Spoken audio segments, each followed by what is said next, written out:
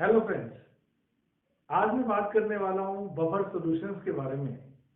और इस डिस्कशन में हम इस पॉइंट को लेंगे, क्या सॉल्ट जिनमें एम्फीप्रोटिक एनायन प्रेजेंट होता है, क्या वो बफर का काम करते हैं या नहीं करते, उनकी पीएच कैलकुलेशंस किस तरह से की जाती है और किस तरह से इस पर बहुत अच्छे क्वेश्चन एग्जामिनेशन में पूछे जाते हैं।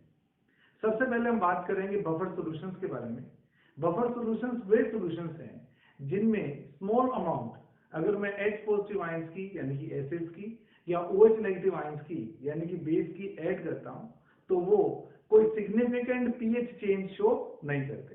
यानी कि ऐसे सॉल्यूशंस जिनकी पीएच एसिड या बेस की स्मॉल अमाउंट ऐड करने पर भी कांस्टेंट रहती है, चेंज नहीं होती, ऐसे सॉल्यूशंस को हम बफर सॉल्यूशन कहते हैं। ये बहुत इंपॉर्टेंट सॉल्यूशंस हैं जो अलग अलग फील्ड्स में काफी काम आते हैं। हॉस्पिटल्स में, लेबोरेटरीज में, हमारे बॉडी में या इंडस्ट्रीज में बहुत सारे बफर सॉल्यूशंस हैं जो काम में लिए जाते हैं। जहां तक नीट या आईआईटी जेईई के सिलेबस का सवाल है, आयनिक इक्विलिब्रियम में बफर सॉल्यूशंस के रिलेटेड काफी क्वेश्चंस पूछे जाते हैं। बफर सॉल्यूशंस को दो कैटेगरी में डिवाइड किया हुआ है, एक को बोला जाता है सिंपल बफर, एक को बोला जाता है मिक्स्ड बफर। जहां तक सिंपल बफर का सवाल है, इनमें दो टाइप के सोल्ट्स आते हैं। ऐसे सोल्ट्स जिनका एसिड या बेस दोनों पार्ट वीक होते हैं, वीक एसिड वीक बेस से बने हुए सोल्ट, वो सब भी बफर का काम करते हैं। और एक स्पेशल कैटेगरी जिसकी बात मैं आज करने वाला हूं, वो है ऐसे सोल्ट्स जिनका एनायन एम्फीप्रोटिक स्पीशीज होता है। यानी कि इनका जो एनायन होगा, इसमें प्रोटॉन को एक्सेप्ट करने की और प्रोटॉन को डोनेट करने की दोनों टेंडेंसीज देखने को मिलती है। तो आइए हम देखते हैं, क्या ऐसे सॉल्ट जिनमें एम्फीप्रोटिक एनायन प्रेजेंट होता है वो बफर का काम करता है, और अगर करता है तो किस फॉर्मूले से इन सॉल्यूशंस की पीएच निकाली जाएगी। तो सबसे पहले मैंने सॉल्ट लिया है NaHCO3। आपको मैं बता दूं, काफी सॉल्ट ऐसे प्रेजेंट होते हैं जिनमें एम्फीप्रोटिक एनायन प्रेजेंट है, यानी कि HS नेगेटिव, ये प्रोटॉन को रिलीज भी कर सकता है, F-2 बनाएगा, और प्रोटॉन को एक्सेप्ट भी करके H2S बना सकता है।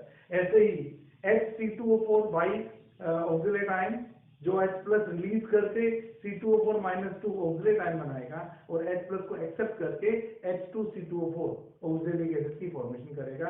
आइए देखते हैं, क्या ऐसे सॉल्ट सॉल्यूशंस जिनमें एम्फीप्रोटिक एनायन प्रेजेंट होता है वो बफर का काम करते हैं या नहीं करते।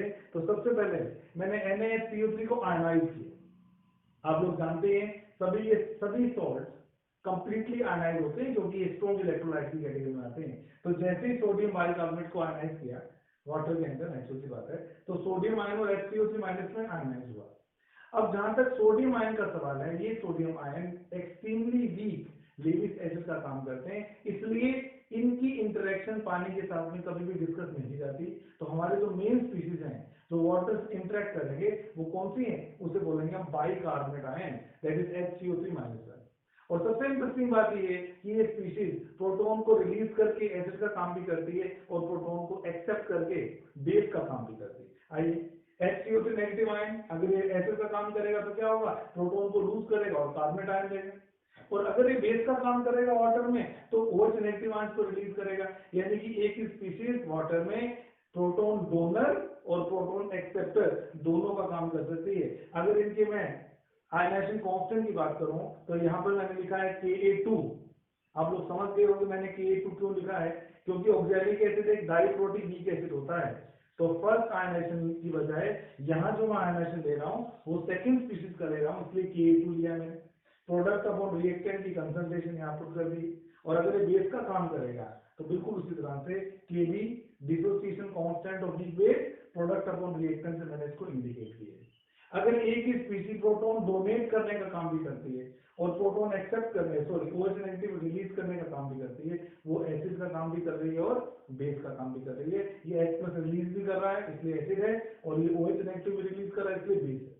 अगर मैं साइमल्टेनियस इक्विलिब्रियम के कॉन्सेप्ट को लगाता हूं यहां पर, तो ये स्पीशीज की जो कंसंट्रेशन है, ये पूरी एक ही कंटेनर में है पूरा सिस्टम, तो जो कंसंट्रेशन फर्स्ट इक्विलिब्रियम में ली जाएगी वही इसकी कंसंट्रेशन सेकंड इक्विलिब्रियम में ली जाएगी। तो मैंने क्या किया, मैंने दोनों इक्वेशंस को डिवाइड कर दिया।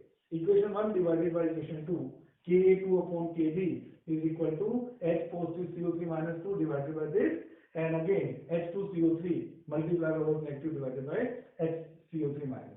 जैसे मैंने इसको डिवाइड किया, इस स्पीशीज की कंसंट्रेशन तो सेम ही रहने वाली है, ये मैंने कट कर दी है, तो मेरा जो नेट इक्विलिब्रियम आएगा H positive CO3 minus 2 upon this and this.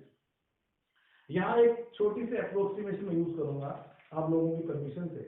आप लोग जानते हो कि ये एक्सट्रीमली वीक एसिड है, इसके जो Ka2 की वैल्यू होती है, अगर मैं आपको बताऊं 10 टू द पावर माइनस 11 की डेंसिटी होती है। अब आप सोचिए, जिस एसिड का dissociation constant Ka2 10 to the power minus 11 रहेगा, आप समझ सकते हैं वो एसिड कितने कम H पॉजिटिव या CO3 माइनस माइनस देगा, बहुत ही कम देगा। ऐसे ही अगर मैं इसके डिसोसिएशन कांस्टेंट बेस की बात करता हूं तो ये वैल्यू भी बहुत बहुत कम आती है। तो मान लेते हैं कि इन दोनों इक्विलिब्रियम में, क्योंकि इक्विलिब्रियम कांस्टेंट Ka2 और Kb की वैल्यू एक्सट्रीमली स्मॉल है, तो मान के चलते हैं कि जो प्रोडक्ट वाले आयन है इनकी कंसंट्रेशन बहुत थोड़ी, और अगर इनकी कंसंट्रेशन बहुत कम है तो CO3 माइनस 2 की कंसंट्रेशन और H2CO3 की कंसंट्रेशन बहुत कम है दोनों की, इसलिए हम इन दोनों को ऊपर नीचे कैंसिल कर देते हैं। तो अगर मैं इसको इससे कैंसिल करता हूं तो मेरे पास नेट जो एक एक्सप्रेशन आएगा वो आएगा Ka2 upon Kb is equal to H positive upon OH negative. अब एक बड़े इंटरेस्टिंग सा पॉइंट आपको याद होना चाहिए, जहां तक इस Kb का सवाल है, आप लोग जानते ही हैं अगर मेरे पास कॉन्जुगेटेड एसिड बेस पेयर है CaB2, तो शायद आपने सुना हो कॉन्जुगेटेड एसिड बेस पेयर के Ka और Kb का जो मल्टीप्लाई होता है वो Kw के बराबर होगा। तो अगर मेरे पास जो स्पीशीज है जो बेस का काम कर रही है वो कौन सी स्पीशीज है, वो स्पीशीज है HCO3 माइनस है। तो आप लोग अच्छे से जानते हैं कि इसका कॉन्जुगेटेड एसिड क्या होगा, इसका कॉन्जुगेटेड एसिड होगा H2CO3। आप लोग अच्छे से जानते हैं कि अगर बेस में मैं H प्लस ऐड कर देता हूं तो जो स्पीशीज बनती है उसे बोलते हैं हम कॉन्जुगेटेड एसिड। यानी कि इसका Ka1 और इसका Kb, इन दोनों का जो मल्टीप्लाई है वो Kw के बराबर है। तो क्या मैं इस बेस का Kb की बजाय Kw अपॉन Ka1 कर सकता हूं? मैं दोबारा बता रहा हूं, ये बेस का Kb है और ये उसके कॉन्जुगेटेड एसिड का Ka1 है। तो जहां Kb आएगा उसकी जगह मैं क्या पुट कर सकता हूं, K2 अपॉन Kw डिवाइड किया तो ऊपर आ गया Ka1 H पॉजिटिव। यहाँ एक और मैं रिप्लेसमेंट करने वाला हूँ, ध्यान दीजिएगा। क्या मैं OH नेगेटिव की जगह पर Kw अपॉन H पॉजिटिव कर सकता हूँ? बिल्कुल कर सकता हूँ। तो ये Kw इस Kw से हो जाता है कैंसिल, H पॉजिटिव का स्क्वायर, तो ये हो जाता है Ka1 इंटू Ka2 का square root is equal to H positive. तो अगर मुझे सोडियम बाइकार्बोनेट के सॉल्यूशन की पीएच निकालनी हो तो बड़े आराम से मैं इसको कैलकुलेट कर सकता हूँ, H पॉजिटिव निकाल सकता हूँ रूट Ka1 इंटू K। अब ये जो H पॉजिटिव की कंसंट्रेशन आई है, इससे जो पीएच आई, इससे जो पीएच आई उसका फॉर्मूला हम लिख देते हैं, यहाँ लिख देता हूँ, जगह मेरे पास नहीं है। तो इसकी जो पीएच आती है वो आती है हाफ pK1 प्लस pK2। अगर मैं माइनस लोग लेता हूं तो ये पीएच का फॉर्मूला बन जाता है हाफ pK1 प्लस pK2। इसको आप नंबर दे दीजिए, आई थिंक थर्ड नंबर, और इसको दे दीजिए 4। तो ये जो पीएच कैलकुलेशन आई, आप देख सकते हैं कि इस पीएच के फॉर्मूले में कंसंट्रेशन का कहीं कोई रोल नहीं है, जो कि बफर सॉल्यूशन के पीएच का एक बहुत इंपॉर्टेंट प्रॉपर्टी होती है कि बफर सॉल्यूशन की जो पीएच होती है वो कंसंट्रेशन से फ्री हो जाती है। तो अगर मेरे पास कोई ऐसा सोल्ट है जिसका एनायन एंटीप्रोटिक है तो पहली बात तो वो बफर का काम करेगा। अगर मैं आपको एक्सप्लेन करूं कि बफर का काम क्यों करेगा, तो बड़ा सिंपल सा लॉजिक है कि बफर सॉल्यूशन में हमेशा ही, किसी भी बफर सॉल्यूशन की आप थ्योरी अगर पढ़ेंगे तो आपको पता लगेगा कि बफर सॉल्यूशन में बाहर से ऐड होने वाले H पॉजिटिव और बाहर से ऐड होने वाले OH नेगेटिव दोनों आयंस को न्यूट्रलाइज करने की या नलीफाई करने की कैपेसिटी होती है। चाहे आप सिंपल बफर की बात कर लीजिए, चाहे आप मिक्स बफर की बात कर लीजिए, किसी भी बफर के अंदर ऊपर से ऐड किए गए H पॉजिटिव और ऊपर से ऐड किए गए OH नेगेटिव को नलीफाई या न्यूट्रलाइज करने की टेंडेंसी होती है। जिन सॉल्यूशन में ये दोनों को न्यूट्रलाइज करने की टेंडेंसी होती है वो बफर का काम करते हैं। एग्जांपल के तौर पर आप लोग ज्यादा पढ़ते हैं मिक्स बफर। मिक्स बफर जैसे मान लीजिए मैं एग्जांपल लेता हूं एसिडिक बफर का। एसिडिक बफर किसका कॉम्बिनेशन होता है? एसिटिक एसिड और सोडियम एसिटेट का कॉम्बिनेशन होता है, या यूं कहूं वीक एसिड और उसी वीक एसिड के स्ट्रॉन्ग बेस से बने हुए सोल्ट का मिक्सचर होता है। तो आप इमेजिन करिए, जब आप ऊपर से H पॉजिटिव आयंस ऐड करते हैं तो एसिटेट आयन उन H पॉजिटिव आयन को एक्सेप्ट करके एसिटिक एसिड में कन्वर्ट कर देता है, जो कि वीक आयनाइज होने के कारण पीएच में कोई चेंज नहीं आता। ऐसे अगर आप OH नेगेटिव ऐड करते हो तो उसको कौन एक्सेप्ट करता है? उसको एसिटिक एसिड एक्सेप्ट करता है और एसिटेट आयन की फॉर्मेशन कर देता है वाटर के साथ साथ। तो आप देखते हैं कि किसी भी बफर के अंदर H प्लस को और OH नेगेटिव आयन को न्यूट्रलाइज करने के लिए जनरली दो स्पीशीज अगर प्रेजेंट होती है तो मिक्स बफर होता है। लेकिन सिंपल बफर में एक ही स्पीशीज ऐसी होती है जो दोनों को न्यूट्रलाइज करने का काम करती है। अब आपके सामने है, अगर मेरे पास जो एक्टिव स्पीशीज है वो HCO3-1 है, अगर ये H प्लस रिलीज कर रहा है या ये OH नेगेटिव आयन रिलीज कर रहा है, तो मैं कह सकता हूं कि जिस स्पीशीज में H प्लस रिलीज करने की टेंडेंसी है वो OH नेगेटिव ऐड करने पर उसको न्यूट्रलाइज कर देगा, और अगर इसके अंदर OH नेगेटिव रिलीज करने की टेंडेंसी है तो जो H पॉजिटिव ऊपर से ऐड करेगा तो उसको भी न्यूट्रलाइज कर देगा। इसलिए हम कह सकते हैं कि ऐसे सोल्ट जिनमें एम्फीप्रोटिक एनायन प्रेजेंट होता है वो बफर का काम बिल्कुल आराम से कर सकते हैं। ये तो बात हुई उन एसिड्स की जिनके अंदर एक ही एम्फीप्रोटिक स्पीशीज बनती है। कुछ ऐसे पॉलीप्रोटिक एसिड भी होते हैं जिनमें दो दो एम्फीप्रोटिक स्पीशीज की फॉर्मेशन होती है। आइए उनकी बात करते हैं। एग्जांपल के तौर पर मान लीजिए मेरे पास एसिड है H3PO4, जिसको आप बोलते हो फास्फोरिक एसिड।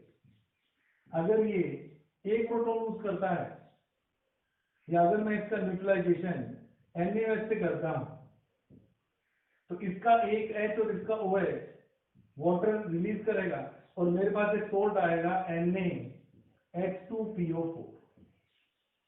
अगर मैं इसकी वापस रिएक्शन करता हूं NaOH के साथ में, एक बार और न्यूट्रलाइजेशन होगा, वाटर निकलेगा और मेरे पास दूसरा सोल्ट आएगा Na2HCO4, और एक एटम भी और पड़ा है रिलीज होने वाला। इसकी 1 मोल NaOH से रिएक्शन दोबारा करता हूं तो फिर एक वाटर की मॉलिक्यूल की फॉर्मेशन हो जाएगी और मेरे पास एक सिंपल सोल्ट बन जाएगा सोडियम फॉस्फेट। तो यू कैन सी कि मेरे पास सक्सेसिव न्यूट्रलाइजेशन से बनने वाले सोल्ट है 3, NaH2PO4, Na2HPO4 and Na3PO4। You can see ये स्पीशीज जो है इसको बोलते हैं हम एम्फीप्रोटिक 1। इस स्पीशीज का नाम है एम्फीप्रोटिक 1 और इस स्पीशीज का नाम है एम्फीप्रोटिक 2।